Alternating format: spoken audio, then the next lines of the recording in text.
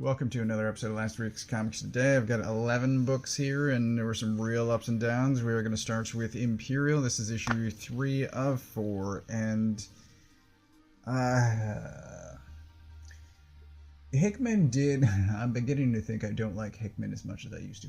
But Hickman did the 4-issue miniseries introing the Ultimate Universe that really wasn't a story. It was a beginning and maybe a middle, but definitely not an end.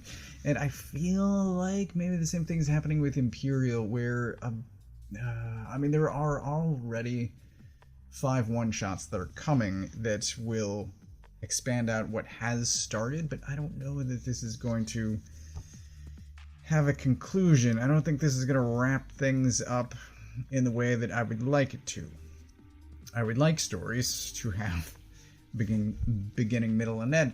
And I'm going to get into some spoilers at some point in this issue. I'm going to remain vague for a little bit and then get into some details, so if you want to skip to the next chapter, you have some time to do that. But basically, this issue reveals sort of who is behind what has been happening, and it makes no sense whatsoever.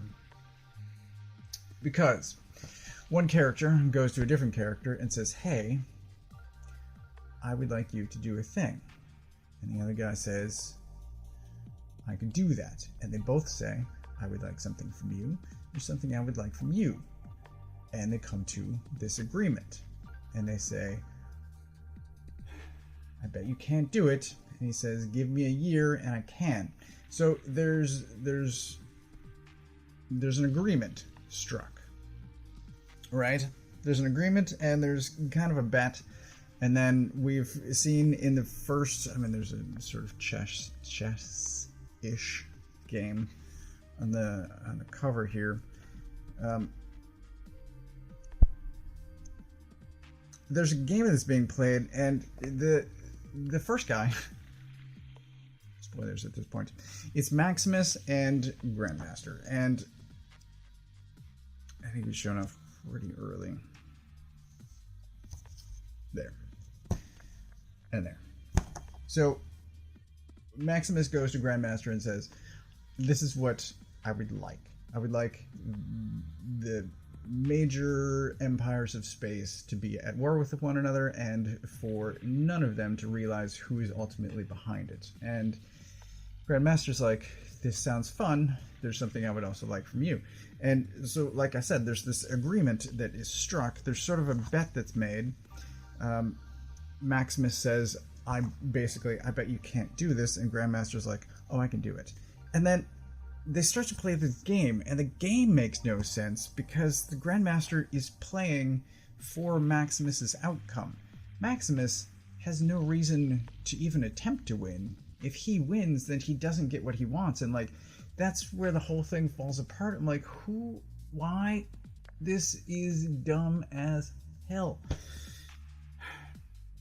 There shouldn't be this game being played with pieces and this board and all of this talk of opening moves and all this shit. Because, Maximus is doing, Grandmaster is doing what Maximus wants. So why would Maximus play against his own intentions? It's stupid as fuck. Anyway, there's a cool thing that happens at the end of this, and there's some stuff in the beginning that makes me think, obviously, there's some stuff with the world mind, and I've already seen the Novas and the Green Lanterns get depowered. Their numbers are reduced, and then they're back to full strength. It's so annoying, and I think it happens less often with the Novas, but I've already seen the Novas reduced to 1 and Ryder wearing the world mind, and we've been in this situation more than once. Why are we back here again? It's just dumb. All of it is just dumb, and it goes back to what I've said a few times, which is, I think, clearly, writing intelligent characters is hard, but Hickman has already done it with Fantastic Four, and that... I loved his Fantastic Four.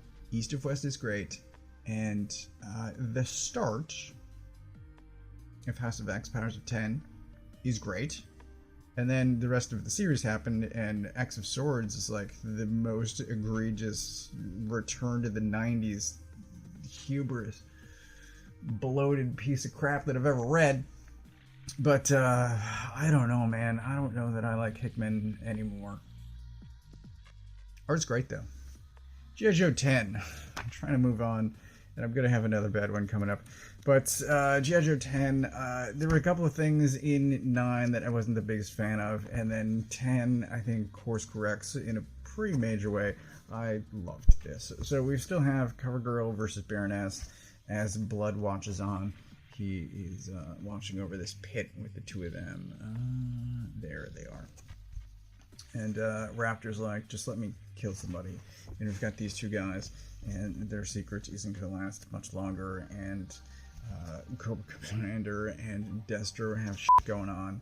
And I would almost like a return to 2 separate books of like one focusing on Joe and the other one focusing on Cobra Mars, because I mean there's plenty of interesting things happening in both of those stories. And when this started, when it switched, I'll say, to Destro, I'm like, it's called G.I. Joe. I thought we were focusing on G.I. Joe, because I'm just completely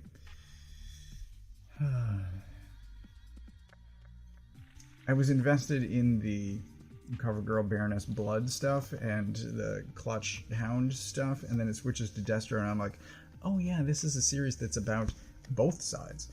So I don't know. I think I would, I don't know if prefer, but this is a really well done issue that balances both, and there's plenty of good things happening on both sides. So this is a great issue, and I recommend it. This is one that is probably getting thrown on the floor. God damn, I hated this book. Black Hat issue 1. And the question before I even bought it was, why would I buy this? And it's because I've always had a fondness for Black Cat and Catwoman. There's the interplay between them and Spider-Man, Batman that I find really entertaining. It's the push-pull dynamic of trying to be a good guy, but like having a soft spot in their heart for these women, and I find that more interesting than the relationship Spider-Man has with Mary Jane, for instance. Nothing against MJ, but I really have a fondness for Felicia. So I like the character. I enjoy her quite a bit. Jed MacKay was writing several really, honestly, stellar miniseries a few years ago before he was writing Avengers and X-Men.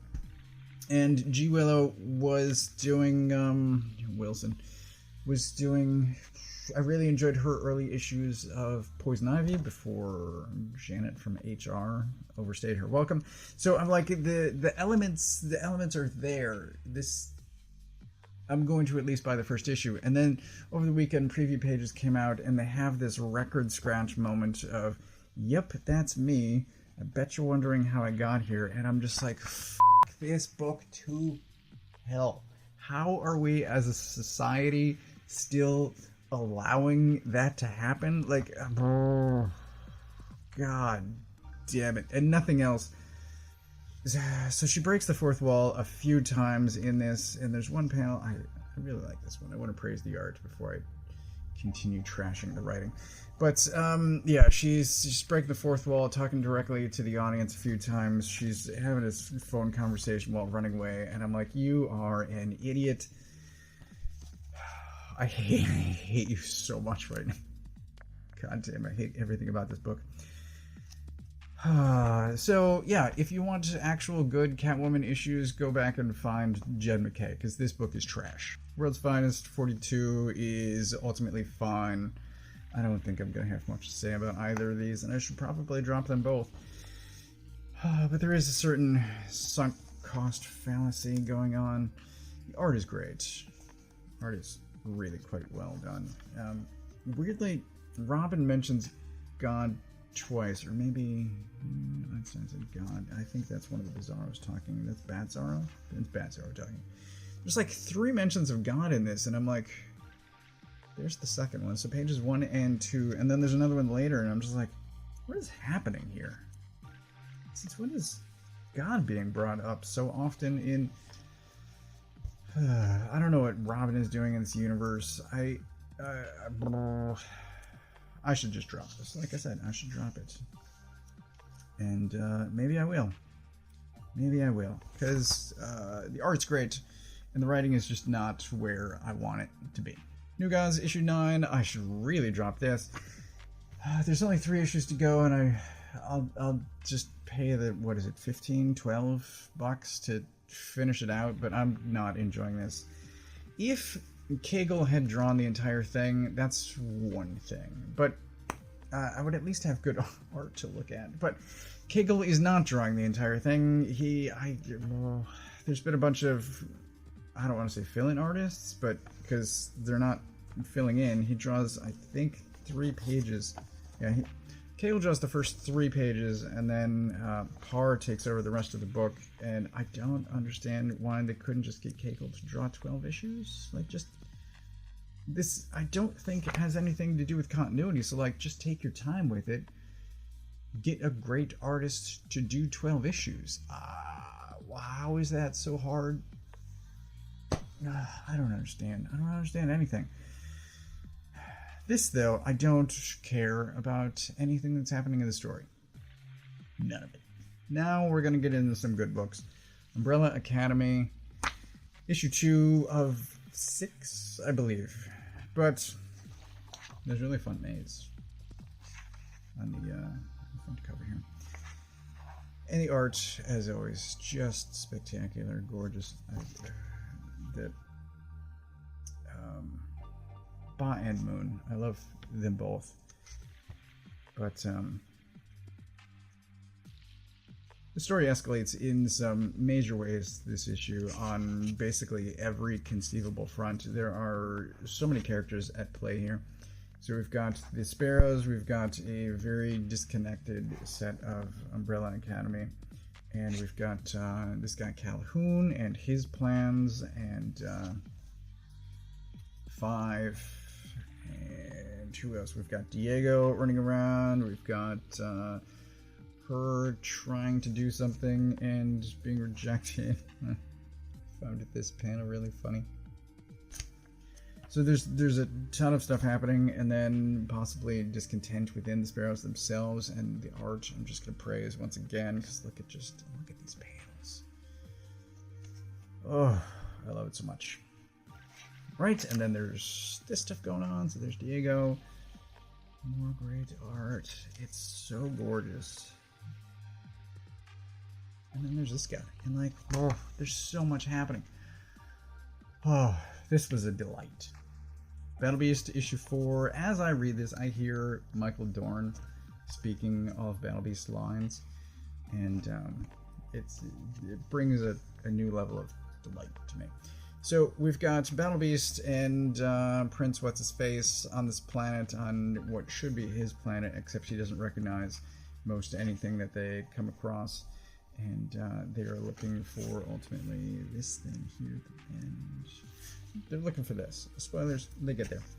And they get distracted along the way. Because there's this woman. And there's this woman. And Battle Beast winds up with a new sword, which is kick-ass. This friggin' thing. Oof. Can't wait to see that in action. I'm loving Battle Beast. It's so good. It's so good. I'll say that I wish it were coming out more often, but I will take it. I will take it at the pace that it's coming, knowing that every month I will at least have one great book. Because without fail, this has been phenomenal. I recommend it. If you have or have not read Invincible, grab this. It's great. This ends tonight. Issue 2 is... I'll just call it like the weird summer experiment. It's a 3-issue miniseries of loosely connected stories. This is 2. So we saw these women in the first issue. There was a bus, a van? I think it's a bus. There's a bus that intersected with the Muffmobile. With two other women that were having a birthday party. And this time it is a bachelorette party, and some shit goes real sideways as she doesn't know about all of this stuff that's happening. So we see here on the cover, like, there's guns and shooting, and basically there's a bounty on some of their heads, and they keep it secret while defending the blonde, or the white hair? I guess she's white hair. White hair. Ashen, let's say. It's great. It's really well executed. It says here on hold. So I do think that we've already seen the characters from issue 3, and that I'm very much looking forward to as well. But this is really well done. Is it all 3 are the writers? Yeah, story by all 3 of them. Art by Jay Lee, and he's knocking it out of the park. This is gorgeous. It's, if you want something new and interesting and unlike anything else, grab this. And really grab either one, because it will essentially be the same, of like an introduction to new characters that are loosely related, and give it a shot. Falling in Love on the Path to Hell. I recommend this series every time that there's a new issue and or a trade. This is a deep dive into the history of Asami, one of our main characters in the afterlife. So this is showing her life, how she got the skills that she has, but also this guy shows up in the afterlife as well, so we're getting to see stuff from his perspective as well, and I'm sure that all of this is going to come back around. But this is, it's great. It's gorgeous. It is well told. This series in general is just really well done, and I recommend it every opportunity that I get. So if you are curious at all, this is a really well done, this is basically a jumping on point for anyone that hasn't been reading the series up until now.